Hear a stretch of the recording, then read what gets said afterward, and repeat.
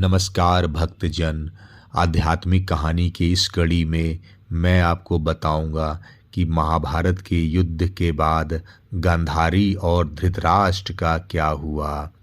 महाभारत का युद्ध खत्म हुआ और विदुर जी तीर्थ यात्रा पे चले गए। काफ़ी समय तीर्थ की यात्रा करने के बाद वे वापस हस्तिनापुर आए और सबको कुशल पूर्वक देखा। पांडव उनका बड़ा सत्कार करते थे। पांडव विदुर जी का देवता के समान सेवा सत्कार करते थे। वे कुछ दिनों तक अपने बड़े भाई धृतराष्ट्र की कल्याण कामना से सब लोगों को प्रसन्न करते हुए सुखपूर्वक हस्तिनापुर में ही रहे। विदुर जी तो साक्षात धर्मराज थे। मांडव ऋषि के शाप से ये 100 वर्ष के लिए शूद्र बन गए थे। इतने दिनों तक यमराज के पद पर अयरमा थे और वही पापियों को उचित दंड देते थे। राज्य प्राप्त हो जाने पर अपने लोकपालो शरीखे भाइयों के साथ राजा युधिष्ठिर वंशधर परीक्षित को देखकर अपनी अतुल संपत्ति से आनंदित रहने लगे। इस प्रकार पांडव गृहस्थ के काम धंधों में रम गए और उन्हीं के पीछे एक प्रकार से यह बात भूल गए कि अनजाने में ही हमारा जीवन मृत्यु की ओर जा रहा है। अब देखते देखते उनके सामने वह समय आ पहुंचा जिसे कोई टाल नहीं सकता। परंतु विदुर जी ने काल की गति जानकर अपने बड़े भाई धृतराष्ट्र से कहा, महाराज देखिए, अब बड़ा भयंकर समय आ गया है। झटपट यहाँ से निकल चलिए। हम सब लोगों के सिर पर वह सर्वसमर्थ काल मंडराने लगा है, जिसके टालने का कहीं भी कोई उपाय नहीं है। काल के वशीभूत होकर जीव का अपने प्रियतम प्राणों से भी बात की बात में वियोग हो जाता है। फिर धन जन आदि दूसरी वस्तुओं की तो बात ही क्या है। आपके चाचा ताऊ भाई सगे संबंधी और पुत्र सभी मारे गए। आपकी उम्र भी ढल चुकी, शरीर बुढ़ापे का शिकार हो गया। आप पराए घर में पड़े हुए हैं। ओह, इस प्राणी को जीवित रहने की कितनी प्रबल इच्छा होती है। इसी के कारण तो आप भीम का दिया हुआ टुकड़ा खाकर कुत्ते का सा जीवन बिता रहे हैं। जिनको आपने आग में जलाने की चेष्टा की, विष देकर मार डालना चाहा।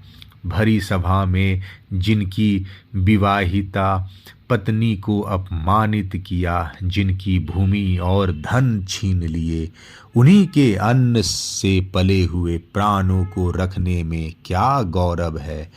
आपके अज्ञान की हद हो गई कि अब भी आप जीना चाहते हैं, परंतु आपके चाहने से क्या होगा।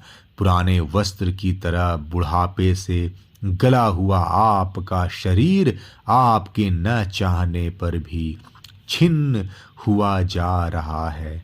अब इस शरीर से आपका कोई स्वार्थ सधने वाला नहीं है। इसमें फंसिए मत। इसकी ममता का बंधन काट डालिए।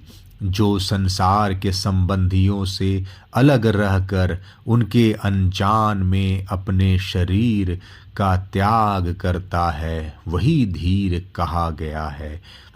चाहे अपनी समझ से हो या दूसरे के समझाने से, जो इस संसार को दुख रूप समझकर इससे विरक्त हो जाता है और अपने अंतःकरण को वश में करके हृदय में भगवान को धारण कर संन्यास के लिए घर से निकल पड़ता है, वही उत्तम मनुष्य है। इसके आगे जो समय आने वाला है वह प्रायः मनुष्यों के गुणों को घटाने वाला होगा। इसलिए आप अपने कुटुंबियों से छिपकर उत्तराखंड में चले जाइए। जब छोटे भाई विदुर ने अंधे राजा धृतराष्ट्र को इस प्रकार समझाया, तब उनकी प्रज्ञा के नेत्र खुल गए।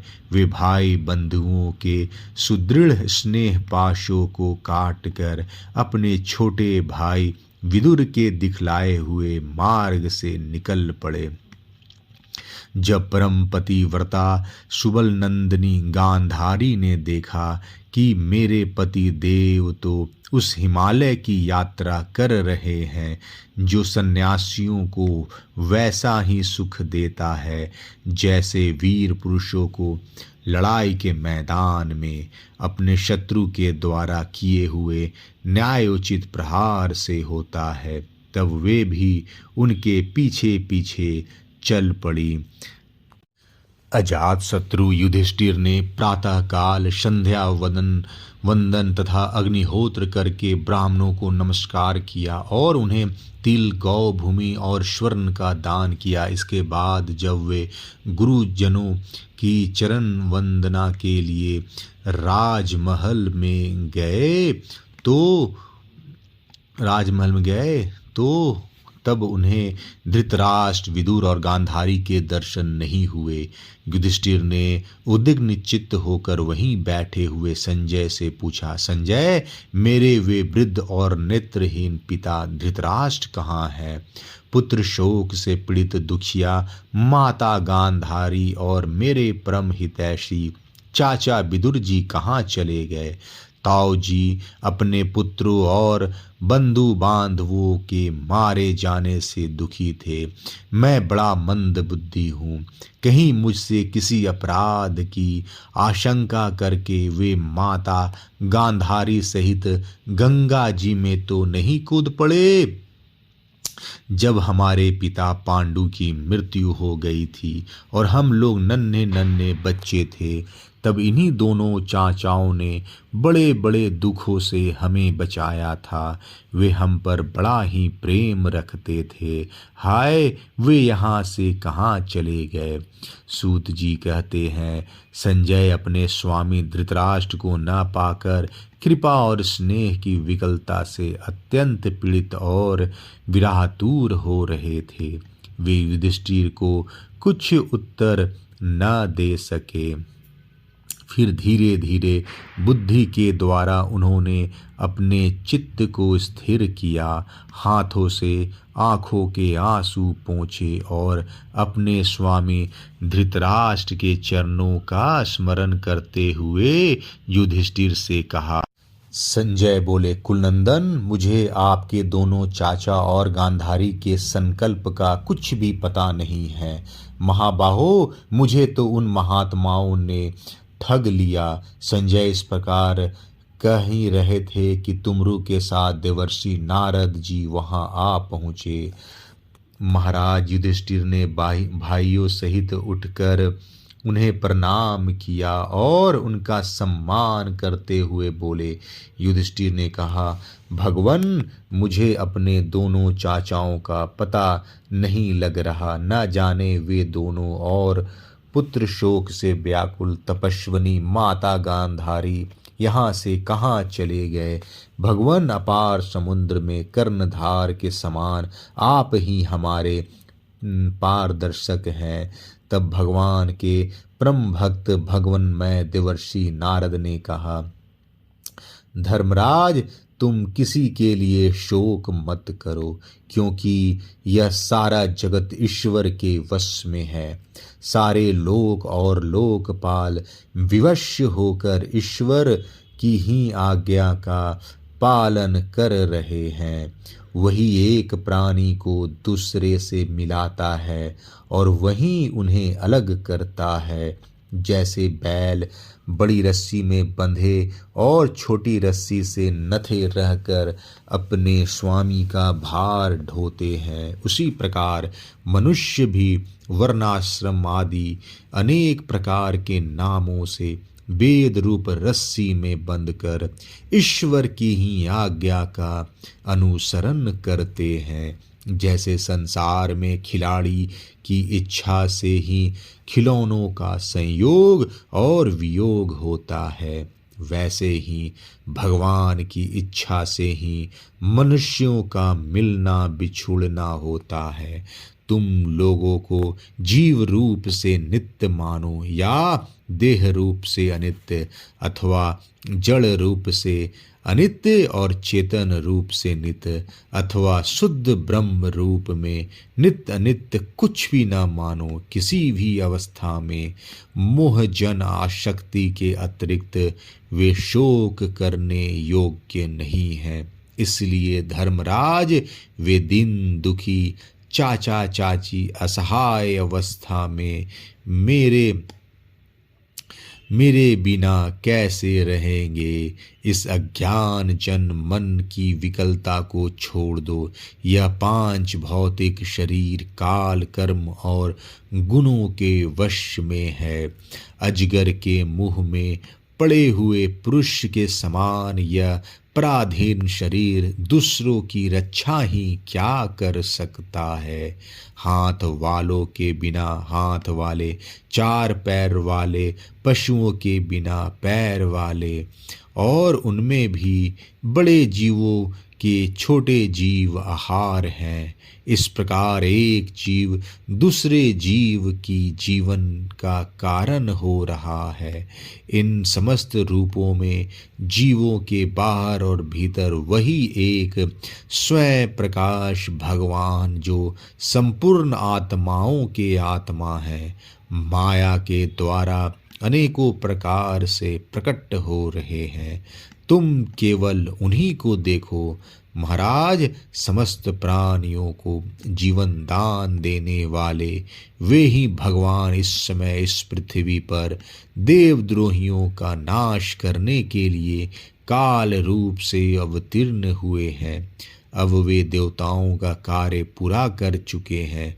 थोड़ा सा काम और शेष है, उसी के लिए वे रुके हुए हैं। जब तक वे प्रभु यहाँ हैं तब तक तुम लोग भी उनकी प्रतीक्षा करते रहो। धर्मराज, हिमालय के दक्षिण भाग में जहाँ सप्तर्षियों की प्रसन्नता के लिए गंगा जी ने अलग अलग 7 धाराओं के रूप में अपने को 7 भागों में विभक्त कर दिया है, उसे सप्त स्रोत कहते हैं। वहीं ऋषियों के आश्रम पर धृतराष्ट्र अपनी पत्नी गांधारी और विदुर के साथ गए हैं।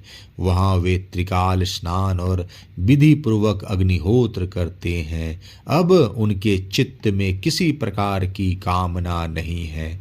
वे केवल जल पीकर शांत चित्त से निवास करते हैं। आसन जीत कर प्राणों को वश में करके उन्होंने अपनी 6 इंद्रियों को विषयों से लौटा लिया है। भगवान की धारणा से उनके तमोगुण, रजोगुण और सत्वगुण के मल नष्ट हो चुके हैं। उन्होंने अहंकार को बुद्धि के साथ जोड़कर और उसे क्षत्रज्ञ आत्मा में लीन करके उसे भी महाकाश में घटाकाश के समान सर्वाधिष्ठान ब्रह्म में एक कर दिया है। उन्होंने अपनी समस्त इंद्रियों और मन को रोक कर समस्त विषयों को बाहर से ही लौटा दिया है और माया के गुणों से होने वाले परिणामों को सर्वथा मिटा दिया है। समस्त कर्मों का संन्यास करके वे इस समय ठूंठ की तरह स्थित होकर बैठे हुए हैं। अतः तुम उनके मार्ग में विघ्न रूप मत बनना।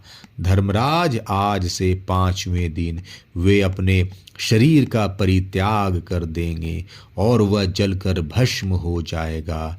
ग्राह पत्यादि अग्नियों के द्वारा पर्णकुटी के साथ अपने पति के मृत देह को जलते देखकर बाहर खड़ी हुई साध्वी गांधारी भी पति का अनुगमन करती हुई उसी आग में प्रवेश कर जाएगी।